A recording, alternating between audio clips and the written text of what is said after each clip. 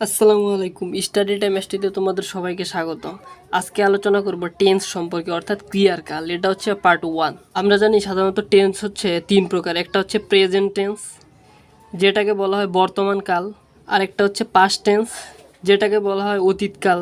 এবং আরেকটা হচ্ছে ফিউচার টেন্স, যেটাকে বলা হয় ভবিষ্যৎকাল। আমি এই ভিডিওতে এই প্রেজেন্ট টেন্স অর্থাৎ বর্তমান কাল নিয়ে আলোচনা করব। এই প্রেজেন্ট টেন্সকে অর্থাৎ বর্তমান কালকে আবার 4 ভাগে ভাগ করা হয়। নাম্বার 1 হচ্ছে প্রেজেন্ট ইনডিফিনিট, নাম্বার 2 হচ্ছে প্রেজেন্ট কন্টিনিউয়াস, নাম্বার 3 হচ্ছে প্রেজেন্ট পারফেক্ট অ্যান্ড নাম্বার 4 হচ্ছে প্রেজেন্ট পারফেক্ট কন্টিনিউয়াস টেন্স। প্রথমে আমরা এই প্রেজেন্ট ইনডিফিনিট সম্পর্কে বিস্তারিত আলোচনা করব। প্রেজেন্ট ইনডিফিনিট টেন্সের স্ট্রাকচার হচ্ছে subject plus verb plus object. এই সাবজেক্ট, ভার্ব এবং অবজেক্ট এই স্ট্রাকচারটি হবে যখন subject third person singular number হবে না। এরপর আরেকভাবে শুরু হইতে পারে, সেটা হচ্ছে subject plus verb plus S অথবা ইএস প্লাস অবজেক্ট। এই সাবজেক্টের পর ভার্বের সাথে এস বা ইএস যুক্ত হবে যখন সাবজেক্টটি থার্ড পারসন সিঙ্গুলার নাম্বার হবে। এখন আমরা এই স্ট্রাকচার দুটো উদাহরণের সাহায্যে ব্যাখ্যা করার চেষ্টা করব। যদি বলি আই ইট রাইস, তাহলে এখানে আই হচ্ছে কি সাবজেক্ট, ইট হচ্ছে কি ভার্ব এবং রাইস হচ্ছে অবজেক্ট। তাহলে এটা হচ্ছে কি একটা প্রেজেন্ট ইনডিফিনিট টেন্স। এবং আই যেহেতু থার্ড পারসন সিঙ্গুলার নাম্বার না, কারণ আই হচ্ছে ফার্স্ট পারসন, তাই ইটের সাথে এস অথবা ইএস যুক্ত হয়নি।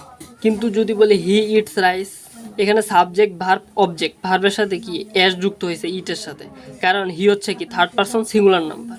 আবার যদি বলি কামাল গোস টু স্কুল, তাহলে এখানে Kamal third person singular number হওয়ার কারণে কি গোসের সাথে ইএস যুক্ত হয়েছে। এখন আমরা এই প্রেজেন্ট ইনডিফিনিট টেন্সের গঠনগুলো আরও বিস্তারিত আলোচনা করার চেষ্টা করব।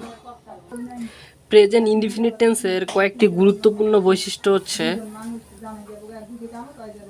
বর্তমান সময়ে কাজ করা বোঝাবে, তারপর চিরন্তন সত্য হলে প্রেজেন্ট ইনডিফিনিট টেন্স হবে, তারপর নিয়মিত অভ্যাস অথবা হ্যাবিচুয়াল ফ্যাক্ট বোঝালে কি প্রেজেন্ট ইনডিফিনিট টেন্স হবে, ঐতিহাসিক যদি কোনো ঘটনা বোঝায় সেটাও প্রেজেন্ট ইনডিফিনিট টেন্সে হবে, এবং নিকট ভবিষ্যতে কোনো কাজ বোঝালেও সেটা প্রেজেন্ট ইনডিফিনিট টেন্সে হবে।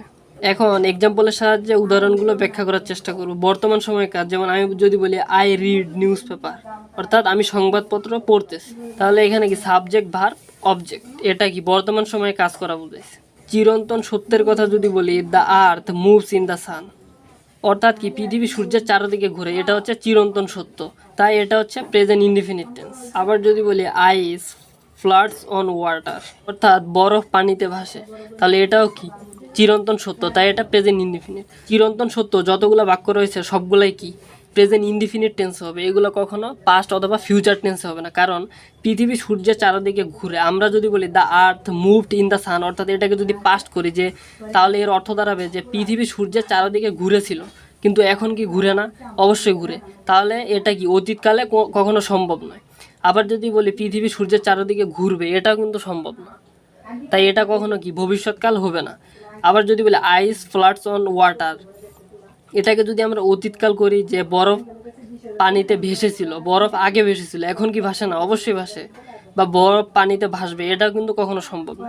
তাই যত ধরনের চিরন্তন সত্য বাক্য রয়েছে এগুলো সবগুলাই প্রেজেন্ট ইনডিফিনিট টেন্স হবে, এগুলোর অতীত অথবা ভবিষ্যৎ কখনো কল্পনা করা যায় না। তারপর 3 নম্বর বৈশিষ্ট্য হচ্ছে নিয়মিত অভ্যাস অথবা হ্যাবিচুয়াল ফ্যাক্ট বোঝালে সেটা প্রেজেন্ট ইনডিফিনিট টেন্স হবে অবশ্যই। যদি বলি হি টেকস এক্সারসাইজ এভরিডে, সে প্রতিদিন শারীরিক ব্যায়াম করে, তাহলে এটা তার নিয়মিত অভ্যাস, এটা কখনো অতীত বা ভবিষ্যৎকাল হবে না। এরপর ঐতিহাসিক কোনো ঘটনা যদি বোঝা, যেমন ঈসা খান অ্যাটাক মানসিং, এটা কি একটা ঐতিহাসিক ঘটনা, তাহলে এটা অবশ্যই কি সাবজেক্ট ভার্ব অবজেক্ট। আর ঈসা খান কি থার্ড পারসন সিঙ্গুলার নাম্বার হওয়ার কারণে অ্যাটাকটার সাথে এস যুক্ত হয়েছে। এরপর যদি নিকট ভবিষ্যৎ বোঝায়, যেমন হি কামস হেয়ার টুমোরো, এর অর্থ হচ্ছে কি সে কালকে আসবে, তাহলে এটা কি নিকট ভবিষ্যৎ, মানে খুব তাড়াতাড়ি, তাই এটা হচ্ছে কি প্রেজেন্ট ইনডিফিনিট টেন্স। আশা করি প্রেজেন্ট ইনডিফিনিট টেন্সের সকল বৈশিষ্ট্যগুলো তোমরা খুব সহজে বুঝতে পারছো। এরপর আলোচনা করব প্রেজেন্ট কন্টিনিউয়াস টেন্স সম্পর্কে। এই প্রেজেন্ট কন্টিনিউয়াস টেন্সের প্রধান বৈশিষ্ট্য হচ্ছে বর্তমান সময়ে কাজ চলছে বোঝালে, এবং আরেকটা হচ্ছে নিকট ভবিষ্যতে কোনো কাজ সম্পন্ন হলে, এবং আরেকটা হচ্ছে নিকট ভবিষ্যতে কোনো কাজ সম্পন্ন হলে। প্রেজেন্ট কন্টিনিউয়াস টেন্সের স্ট্রাকচারটি যদি আমরা দেখি, সাবজেক্ট, তারপর এম ইজ আর, তারপর verb plus ING plus object. সাবজেক্টের পর সাধারণত এম ইজ আর, তিনটার মধ্যে যে কোনো একটা বসবে। সাবজেক্টটি যদি সিঙ্গুলার হয় তাহলে এম এবং ইজ বসবে, এবং সাবজেক্ট যদি প্লুরাল হয় তাহলে আর বসবে। তাহলে আমি যদি বলি I am reading a book, I হচ্ছে কি সাবজেক্ট এবং আই যেহেতু সিঙ্গুলার অর্থাৎ এক বচন, তাই আয়ের পর কি এম ব্যবহার হয়েছে এবং রিড হচ্ছে মেন ভার্বের সাথে কি আইএনজি বসছে এবং এ বুক হচ্ছে কি অবজেক্ট। এরপর যদি বলি দে আর প্লেয়িং ফুটবল, তাহলে এখানে দে হচ্ছে কি প্লুরাল নাম্বার অর্থাৎ বহুবচন অনেকগুলো, তাহলে দে এর পর কি আর বসছে, এরপর ভার্বের সাথে আইএনজি, আর ফুটবল হচ্ছে কি অবজেক্ট। আবার যদি বলি the students are making a noise, এখানে দ্য স্টুডেন্টস হচ্ছে সাবজেক্ট, তারপর হচ্ছে আর বসছে এবং মেকের সাথে কি আইএনজি যুক্ত হয়েছে, এ নয়েস হচ্ছে কি অবজেক্ট। তাহলে প্রেজেন্ট কন্টিনিউয়াস টেন্সের এই স্ট্রাকচারটি সাবজেক্ট প্লাস এম ইজ আর ভার্বের সাথে আইএনজি প্লাস অবজেক্ট, এটি যদি আমরা মনে রাখতে পারি তাহলে অবশ্যই কি যে কোনো সেন্টেন্স দেখলে চিনতে পারবো অথবা প্রেজেন্ট কন্টিনিউয়াস টেন্স গঠন করতে পারবো। এরপর হচ্ছে present perfect continuous. Present perfect continuous টেন্সের বৈশিষ্ট্য হচ্ছে সাধারণত কিছুক্ষণ আগে শেষ হয়েছে, এমন যদি হয় তাহলে সেটা কি প্রেজেন্ট পারফেক্ট কন্টিনিউয়াস টেন্স হবে। আবার কিছুক্ষণ আগে শেষ হয়েছে তবুও কি এর ফল বিদ্যমান রয়েছে। প্রেজেন্ট পারফেক্ট কন্টিনিউয়াস টেন্সের স্ট্রাকচার হচ্ছে subject plus have has plus V3 plus object. সাবজেক্টের পর হ্যাভ অথবা হ্যাজ এই দুইটার একটা হবে। সাবজেক্টটি যদি ফার্স্ট, সেকেন্ড অথবা থার্ড পারসন হয় তাহলে হ্যাভ বসবে। সাবজেক্টটি যদি থার্ড পারসন সিঙ্গুলার নাম্বার হয় তাহলে সেই ক্ষেত্রে হ্যাজ বসবে। যেমন he has done the work, এ বাক্যে হি হচ্ছে সাবজেক্ট, এরপর কি হ্যাজ বসছে, তারপর কি ডান হচ্ছে V3 এবং দ্য ওয়ার্ক হচ্ছে অবজেক্ট, এবং he third person singular number হওয়ার কারণে কি এর সাথে হ্যাজ বসছে। তারপর we have won the game, এখানে প্রথমে সাবজেক্ট হচ্ছে উই এবং সাবজেক্ট থার্ড পারসন কিন্তু সিঙ্গুলার না প্লুরাল, ওই জন্য কি উই এর সাথে হ্যাভ বসছে এবং ওন হচ্ছে V3, দ্য গেম হচ্ছে object. I have eaten rice, তাহলে আই হচ্ছে কি সাবজেক্ট, যেহেতু এটা কি ফার্স্ট পারসন তাই এর সাথে কি হ্যাভ বসছে এবং এরপর হচ্ছে ইটেন হচ্ছে V3 এবং রাইস হচ্ছে অবজেক্ট। প্রেজেন্ট পারফেক্ট কন্টিনিউয়াস টেন্সের যদি আমরা স্ট্রাকচারটি মনে রাখতে পারি সাবজেক্ট হ্যাভ অথবা হ্যাজ, এরপর V3 তারপর অবজেক্ট, তাহলে কি যে কোনো প্রেজেন্ট পারফেক্ট কন্টিনিউয়াস টেন্স আমরা দেখলে চিনতে পারবো এবং যে কোনো পারফেক্ট কন্টিনিউয়াস টেন্স গঠন করতে পারবো, কারণ সবগুলোর বৈশিষ্ট্য কি একই, সাবজেক্ট তারপর হচ্ছে হ্যাভ অথবা হ্যাজ, তারপর হচ্ছে কি ভার্বের পাস্ট পার্টিসিপল ফর্ম অর্থাৎ V3 তারপর হচ্ছে অবজেক্ট। এরপর হচ্ছে present perfect continuous. Present perfect continuous টেন্সের প্রধান বৈশিষ্ট্য হচ্ছে অতীতকালে নির্দিষ্ট সময় শুরু হয়েছে এবং তা এখনও চলছে। প্রেজেন্ট পারফেক্ট কন্টিনিউয়াস টেন্সে যদি সময়ের ব্যাপ্তি বোঝায় তাহলে ফর হবে এবং বাক্যের মধ্যে যদি নির্দিষ্ট সময় বোঝায় তাহলে সিন্স হবে। প্রেজেন্ট পারফেক্ট কন্টিনিউয়াস টেন্সের স্ট্রাকচার হচ্ছে সাবজেক্ট প্লাস হ্যাভ বিন অথবা has been, verb plus ING plus object.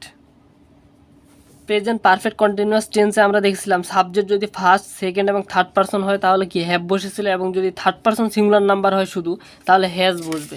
Present perfect continuous টেন্সের ক্ষেত্রে ঠিক একই রকম, এখানে সাবজেক্ট যদি ফার্স্ট, সেকেন্ড অথবা থার্ড পারসন হয় তাহলে এর সাথে হ্যাভ বিন বসবে এবং সাবজেক্ট যদি থার্ড পারসন সিঙ্গুলার নাম্বার হয় তাহলে কি এর সাথে হ্যাজ বসবে। এখন আমরা উদাহরণের সাহায্যে বিশ্লেষণ করার চেষ্টা করব। যদি বলি I have been eating rice, তাহলে এখানে আই হচ্ছে সাবজেক্ট, এরপর হচ্ছে কি অক্সিলারি ভার্ব হ্যাভ বিন এবং ইটিং মেন ভার্বের সাথে আইএনজি প্লাস অবজেক্ট। তারপর যদি বলি I have been playing for an hour, অর্থাৎ কি আমি 1 ঘন্টা যাবৎ খেলতেছি, তাহলে এখানে আই হচ্ছে কি সাবজেক্ট, হ্যাভ বিন তারপর ভার্বের সাথে আইএনজি এবং এখানে কি সময়ের ব্যাপ্তি বুঝাইছে তাই ফর ব্যবহার হয়েছে, অ্যান আওয়ার হচ্ছে object. They have been working since morning, সকাল হতে কি তারা কাজ করতেছে, নির্দিষ্ট একটা সময় শুরু হয়েছে তাই এখানে কি সিন্স ব্যবহৃত হয়েছে এবং দে হচ্ছে সাবজেক্ট, হ্যাভ বিন মূল ভার্বের সাথে আইএনজি এবং তারপর হচ্ছে অবজেক্ট। আশা করি প্রেজেন্ট টেন্সের প্রেজেন্ট ইনডিফিনিট কন্টিনিউয়াস পারফেক্ট এবং পারফেক্ট কন্টিনিউয়াস টেন্স নিয়ে তোমাদের আর কোনো ডাউট নেই। চারটি টেন্সের স্ট্রাকচার যদি তোমরা মনে রাখতে পারো তাহলে কি যে কোনো টেন্স চিনতে পারবা এবং গঠন করতে পারবা। টেন্সের পার্ট 2-তে আমি আলোচনা করব পাস্ট টেন্স নিয়ে। ভিডিওটি ভালো লাগলে অবশ্যই সবাই লাইক, কমেন্ট এবং শেয়ার করো এবং চ্যানেলটি সাবস্ক্রাইব করে দিও। ধন্যবাদ সবাইকে।